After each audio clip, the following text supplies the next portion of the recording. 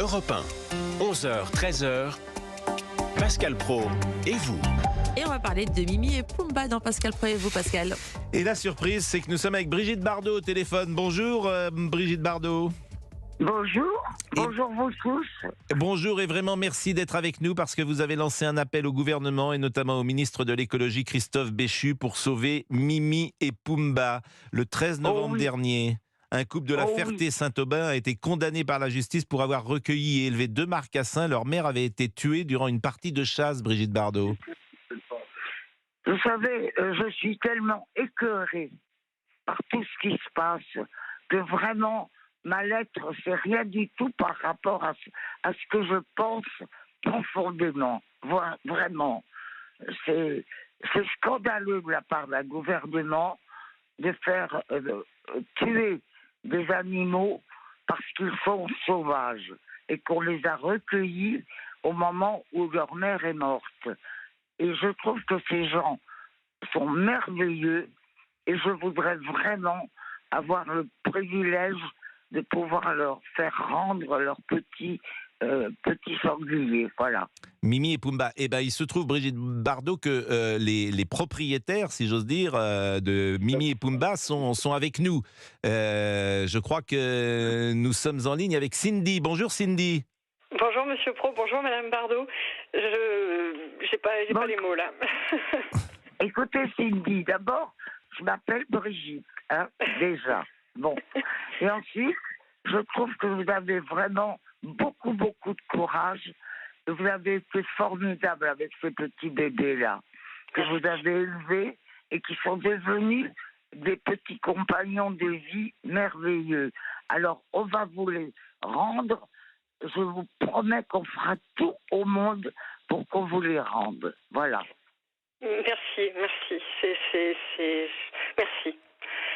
Cindy, est-ce que vous pouvez nous raconter une histoire quand même très particulière? Comment vous avez recueilli Mimi et Pumba? Quel âge ont-ils aujourd'hui? Comment ça se passe? Parce que j'imagine quand même que vous êtes dans une maison, j'imagine? Tout à fait. En fait, on est gardien de propriété en Sologne. Et donc, mon mari a récupéré ces petits marcassins dont la mère venait d'être tuée. Et il n'était pas possible de les laisser là. Quelle personne sans cœur peut passer à côté de petits, de n'importe quel animal qui vont mourir si personne ne fait rien. Donc il était évident qu'il se devait de les récupérer et on a tout fait pour les sauver. Et puis les mois ont passé, ils ont grandi, on a construit vraiment tout pour les accueillir le mieux possible, reproduire leur biotope le plus possible. Et puis on les a aimés, on les a choyés, on les a dorlotés. Ma fille jouait avec eux, mes chiens. C'est nos bébés. On s'est levé toutes les 3 heures pour les nourrir, les biberonner, pour les. Je peux pas comment décrire un lien. Enfin, c'est inconditionnel. C'est. Quel âge ont Mimi et Pumba aujourd'hui? Ils ont 1 an et demi. Et ils sont où? Un peu plus d'1 an et demi. Et ils sont où? Ils sont dans un parc en Normandie. Donc dans un parc de chasse. C'est un parc d'élevage. Donc après, ils vont être remis dans un parc de chasse peut-être pour être abattus? Non, en fait, c'est un parc d'élevage pour la viande. Et en fait, ils ont un quota et dès qu'ils dépassent les quotas, ils les abattent.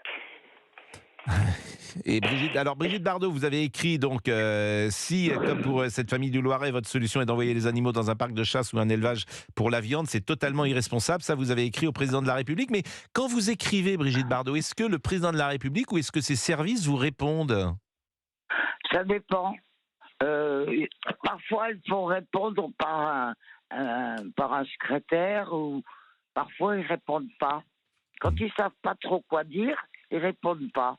Et comme ils n'ont rien à dire, qu'ils sont tous des nuls et vraiment des gens qui n'ont aucun sens de la responsabilité de la vie animale, en général, ils s'en fichent, voilà.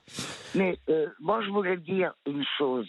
Les sangliers, moi, j'en ai chez moi. Bon. Et qui viennent pas m'emmerder, hein. Bon, les autres, là. Les grosses brutes. Mais sont des animaux comme des chiens. Ce ne sont pas des animaux vraiment sauvages. Moi, j'ai caressé le ventre de mes sangliers, je leur donne à manger, et bon, ils sont sauvages, mais les pauvres, parce que personne ne veut les aimer. Et je trouve que c'est vraiment une façon de faire un tri entre l'animal sauvage et l'animal domestique que je trouve scandaleuse. Voilà. Est-ce que vous trouvez quand même, Brigitte Bardot, depuis le combat que vous menez depuis tant d'années, est-ce que vous trouvez quand même que la société a changé, qu'elle porte sur les animaux un regard différent de celui qui était porté au milieu des années 70 ? Mais c'est-à-dire que ça va de mal en pis pour certaines choses, c'est pire, et pour d'autres, il y a une évolution. Je crois que le public a pris conscience de la force de la vie animale, alors qu'elle était, je crois, assez méprisée avant. Et maintenant, ils ont compris, les gens, que l'animal souffre, l'animal s'attache, l'animal est un ami et n'est pas un ennemi. Et ça, je trouve que c'est déjà un grand pas formidable. Et votre énergie est intacte, évidemment, pour vous battre pour les animaux. Ah là, oui. Jusqu'au bout de ma vie, je me battrai pour eux. Et je voulais aussi dire une chose. Les chasseurs ont décrété un jour que certains animaux étaient nuisibles. Dans ces nuisibles, qui peuvent être tirés à bout portant toute l'année, il y a les renards, que j'adore, il y a les sangliers, que j'adore, et d'autres aussi. Mais les sangliers sont traités de nuisibles, alors que le seul nuisible sur cette terre, c'est l'homme. Si vous nous rejoignez un instant, Brigitte Bardot est avec nous. C'est une surprise à 12h11. D'abord, ça nous fait très plaisir, évidemment, de vous avoir parce que vous êtes une icône française et il y en a finalement assez peu. Votre actualité quotidienne, Brigitte Bardot, avant Noël, est-ce que vous allez célébrer Noël en famille ? Est-ce que vous avez une activité aujourd'hui, une association ou une intervention que vous allez faire au mois de décembre ? Écoutez, moi, Noël, c'est une fête de famille. J'ai très peu de famille, mais beaucoup d'animaux. Je vais la fêter avec mes animaux. Voilà. On va faire des gros câlins, un bel arbre, et puis des petits gâteaux et des trucs pour... Je me demande parfois quel est votre quotidien. Est-ce que vous regardez certains films qui sortent aujourd'hui ? Vous avez été une telle star dans les années 50, 60, 70. Est-ce que vous avez toujours gardé le goût du cinéma d'aujourd'hui ou est-ce qu'au contraire, vous ne trouvez rien qui convienne à votre goût ?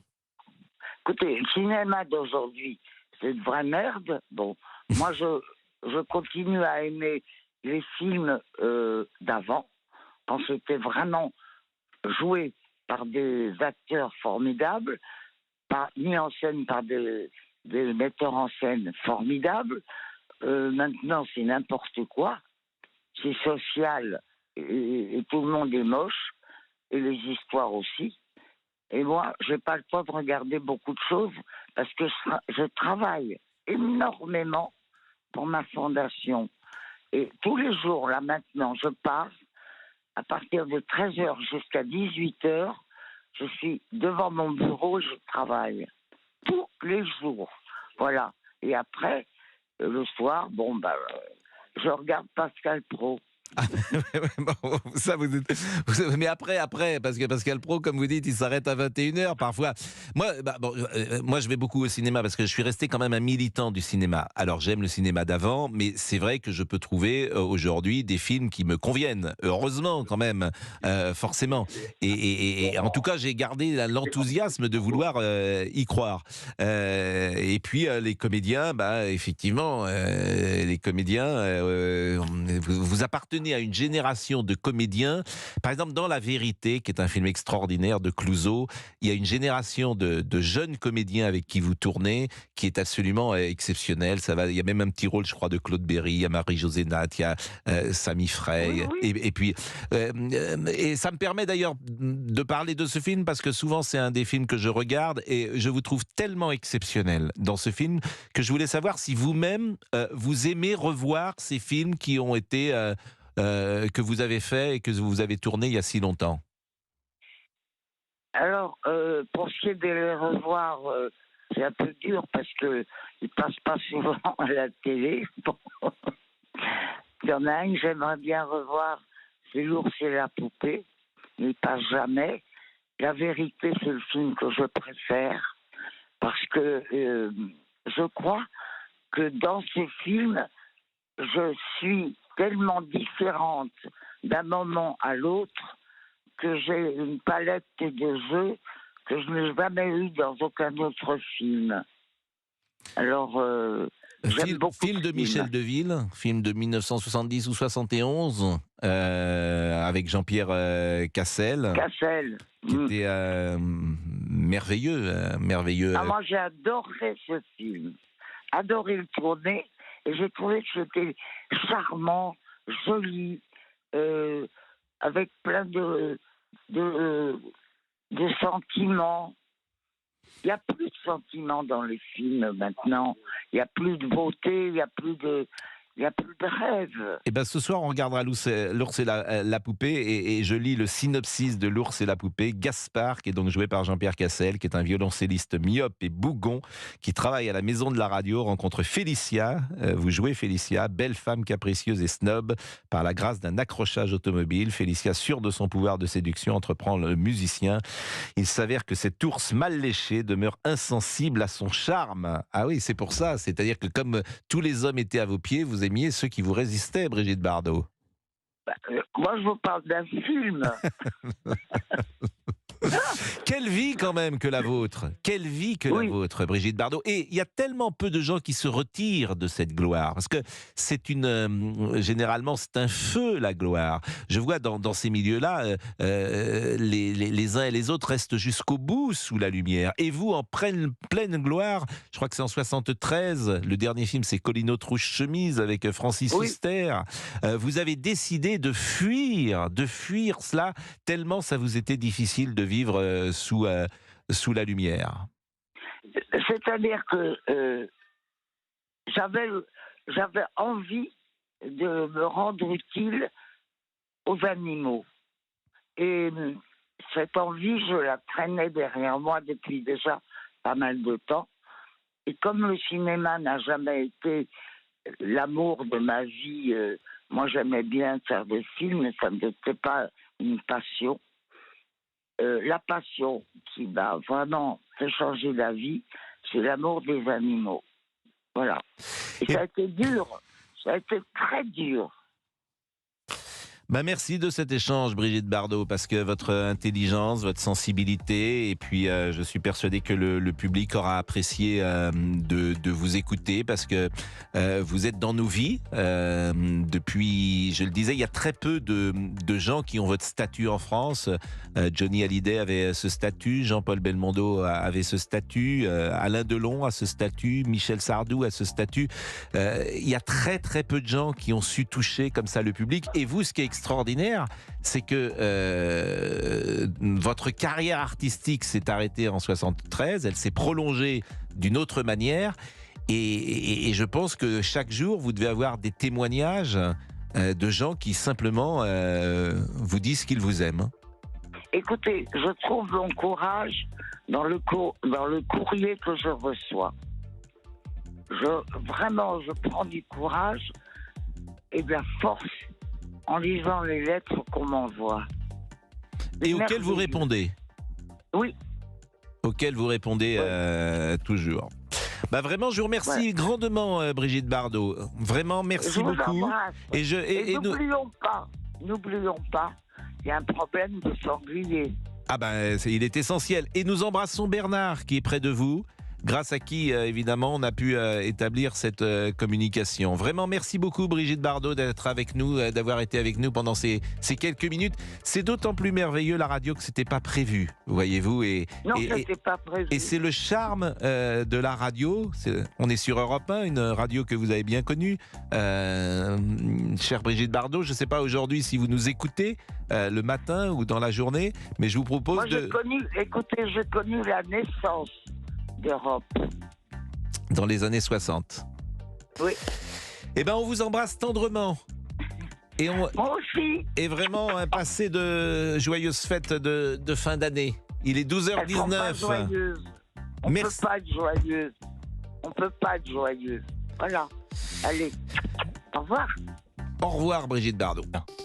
Europe 1, Pascal Praud. De 11h à 13h, vous réagissez au 01 80 20 39 21 avec Pascal Praud et sur la page Facebook Pascal Praud et vous, Pascal. Et nous sommes donc avec Olivier, qui était très impressionné par Brigitte Bardot. Ah, c'était super génial comme moment. Oui, même quand j'ai eu au téléphone pour l'appeler, j'étais intimidé. C'est une légende. Ah, mais je sais bien. C'est pas si fréquent d'avoir des légendes. Je sais reconnaître une légende quand j'en vois une, attendez. Bon, Pascal, j'ai une bonne nouvelle. Non.